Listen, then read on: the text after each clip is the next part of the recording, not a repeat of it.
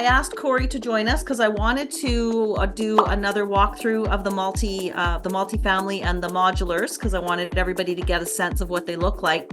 And one of the reasons that I wanted to talk about this as well is there's a lot of things happening in BC. So one of the reasons we're looking at there's many reasons we're looking at these, but I just want to go through a couple of them. So first of all, affordability. They're quite affordable to build. So if you're trying to build your second home on your lot, or you're building something on that 10-acre parcel that you've bought in Souk, and you want to build your dream home, but you want something smaller while you build your big 6,000 square foot dream home. We know a lot of people who have those 10-acre parcels. You can legally build 2 properties on there. The whole multifamily piece. So again, with the changes that are going on, hopefully, unless there's any weird last minute changes in BC as of June 30th, you will be allowed to build a 6-plex or possibly larger on a single family lot in most places in BC. And in Victoria, they're looking at making that even larger. So an 8-plex, maybe even something bigger. So modular multifamily can be a really good solution. A lot of people are kind of shying away from building in BC right now. And so this is one of those ways that if you really wanted to continue building in BC and you wanted to do multifamily, it could work. And of course, you guys ship everywhere as well, don't you, Cory? Like, where else do you guys build? We're primarily on Vancouver Island, but we're doing a couple larger projects, quite remote right now. Like up in Rivers Inlet, we're doing a 6-unit project for a native band up there. And there's a couple more on North Vancouver Island as well. But anywhere on Vancouver Island in the proximity, we're more than interested in looking at. Terrific. And of course, you build luxury housing as well. So custom homes and luxury homes too. So very cool. So Cory, do you want to give us a walkthrough on one of these fabulous modulars?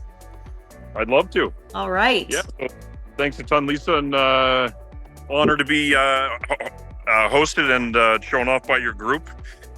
So I'll give you guys a full rundown. Basically, 3 years ago now, we were looking at the modular industry, and it left a lot to be desired. And of course, we're in the custom home building business, and that's our background. So lots of detail, really tedious construction, and of course, it's a family business. So we're really intimate on all those details of the build. And when we worked on a modular home on a piece of property, we were going through the process, and it was laughable at some of the stuff that we were seeing come through. So naturally, we had have a great family friends of ours, and we've done business with them a few times in the past. We found it a pretty awesome fit for us to get into the intimacies of single family modular homes. And we've come up with these guys some stock plans that work out great, and these mods through and through are built the exact same way that we would build a custom house on your property. Of course, making some tweaks to the design of them to handle shipping and craning, because of course that puts extra stresses on a house that aren't normally there. Yeah, so we can go through some of those components. A big part of our issues on the West Coast here is rain, of course, and elements are pretty extreme a good chunk of the year. And we take enormous pride in the exteriors of our homes, and the modulars are no different, down to the styles of windows, heavy flashings. On this style here, we got a standing seam metal roof, and just gives a lifetime low maintenance aspect to these houses. And they're virtually bulletproof. So I probably don't need to get too into the technicals of it, because I'll probably bore some people, but we don't want to get called back because a window's leaking or a door is leaking. And we've honed this in over the last decade and more on the rain screen siding envelopes, and it's a big part of why we do what we do, just honing in on those details. I'll probably take you inside, because it's really the interesting part. Most people are more keen on the lipstick on it rather than what's inside it. But the quality that you see on the inside, it really is no different going through the building assemblies, the framing. Believe it or not, in the modular homes, a little stat for you, there's 30% more lumber in a modular home than there is in a traditionally framed house. And that's house with an OU.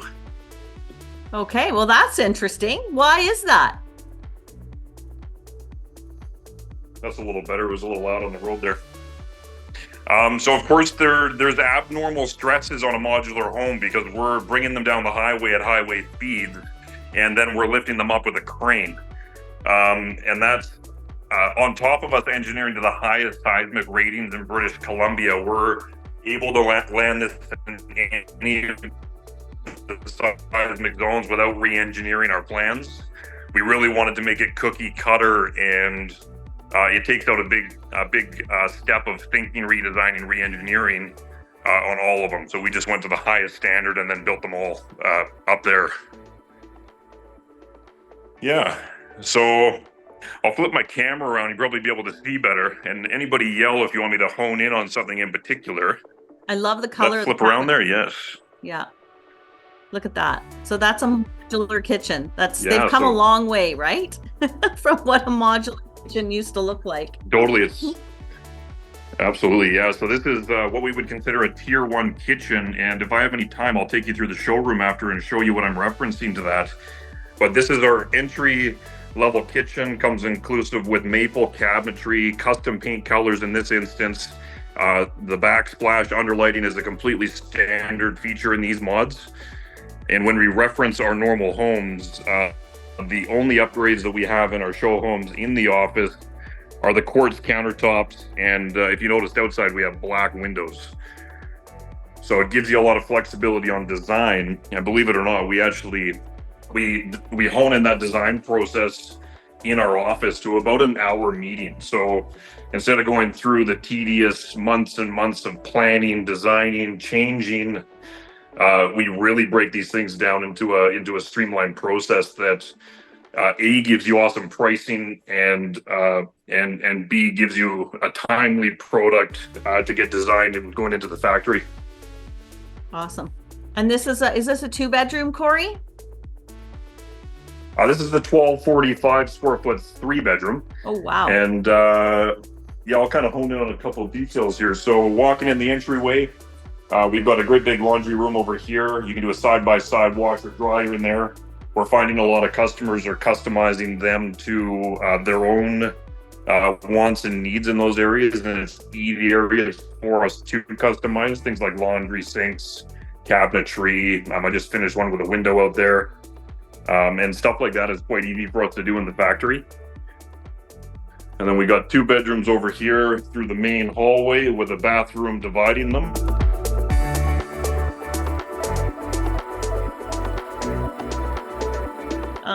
So there's probably been some updating since you've even been here last. Yeah, I think those barbecues look new. I don't remember that being there. Yeah. So I'd start by saying we got into the fireplace industry really as a result of our local area not supporting the hearth and patio side of demands in the Comox Valley. And we decided to get into the business when we got in this building, and we stock everything that we have in here. We do the installs, and of course the other side of the fireplace industry is the patio industry, and of course in custom home building, outdoor kitchens, and that outdoor space is a really focused on part of the home here, especially on the West Coast. And with all the movement of people over the last few years, the Lower Mainland, Victoria customers are expecting stuff like this in their homes. So we figured we would cater to that, and with our custom homes, it fit perfectly. There's our modular homes again. Fantastic. Of course, you got to have the barbecue with the Camerons because we got all the best gear. Looking good. I got 4 of my children back in there, keeping them entertained right now. I love the family business side of it. I think, Dawn, did you have a granddaughter on your lap a few minutes ago? Yeah, that was one of Cory's little ones. Yeah, one of the twins. Awesome. Love it. Yeah, so we break our custom home building side of everything into tiers. I mentioned a little bit earlier. So tier 1, 2, and 3. 1 basically being our standard spec house or entry-level custom house. And what you see behind us is a mock-up of what the exact cabinets you would see in our modular homes. Same lighting setup, fixturing. We try to keep it honed into a not only a budget point but a quality point. So we're kind of finding that balancing act in there. And we'll go straight to the tier 3. So this is custom, no holding back, everything, inlaid lighting, custom maple painted faces, and everything's a showpiece when it comes to kitchens like this. It's actually a mock-up of a penthouse suite we did in a big condo building we did in Comox not too long ago. And I'll show you inside because it's really a way to express your artistic side. Nice. And we can get so creative. We have a lot of fun designing these style kitchens. You know, right into the backlighting here, like everything's all recessed and hidden. Everything's clean lines, right down to stainless steel hardware. Basically, the cutting edge hardware and kitchens in the industry. We're able to show our customers here, and really is to show what we're capable of in the custom home building side, because displays like this just don't exist. So pretty awesome opportunity to showcase it right here in our office. It's great. The showroom is great. You guys are great, and I really want to thank you for jumping on and giving us a tour for the modular homes in the showroom.